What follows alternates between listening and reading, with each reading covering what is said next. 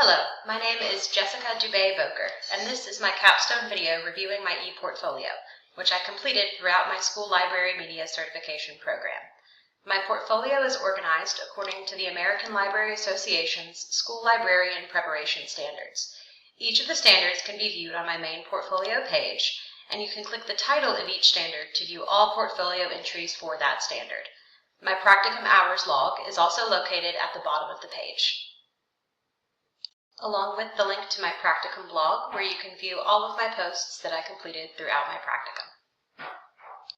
For Standard 1, the Learner and Learning, I used the 10 classroom library favorites and my final classroom library wish list from children's literature to demonstrate how I met the standard. These projects contain an analysis of the books and compare the representation and diversity of their authors and content to the demographics of students in my area.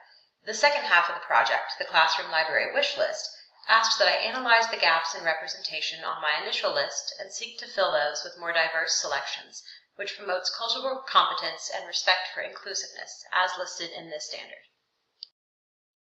For Standard 2, Planning for Instruction, I used my Instructional Design Key Assessment, my Banned Books Lesson Plan, my Online Learning Module Presentation Key Assessment, and my Face-to-Face Reading Collaborative Unit to demonstrate how I met this standard. Each of these artifacts required that I plan a lesson, either on my own or in collaboration with a classroom teacher. The Instructional Design Key Assessment required the use of pre-planning assessments and feedback from students to evaluate and revise the lesson plan, while the Online Learning Module presentation incorporated TPAC and UDL frameworks, as well as Myers 12 Principles of Learning to increase the effectiveness of lesson delivery. All of these artifacts show my ability to plan lessons using a variety of instructional strategies, as required by the standard.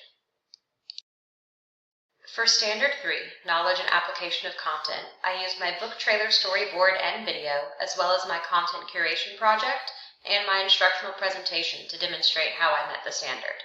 All of these artifacts required that I use different technology tools to complete the assignments, and my book trailer on Emma Wren, Robot Engineer, combines literature and the critical thinking and inquiry process, as Emma Wren shows students how to follow the STEM engineering process. These projects, along with my use of instructional technologies such as Nearpod, PebbleGo, Kahoot, and others, show my readiness for this standard. For Standard 4, Organization and Access, I used my Strategic Management Plan Key Assessment, my Personal Intellectual Freedom Statement, and my Program Evaluation Rubric completed during my practicum to demonstrate how I met this standard. Each of these assignments required that I complete professional evaluations, either of a library program or of my own beliefs. Both the Strategic Management Plan and the Program Evaluation asked that I assess the library's operation and create plans to better the library's service to students. My Personal Intellectual Freedom Statement asked me to articulate my thoughts on advocating for access to resources and information, which I feel is one of the strongest works that prepares me to model this standard. For Standard 5, Leadership, Advocacy, and Professional Responsibility, I used my Staff Development Workshop, grant application, and interviews with other library professionals to demonstrate how I met this standard, along with other various professional certificates.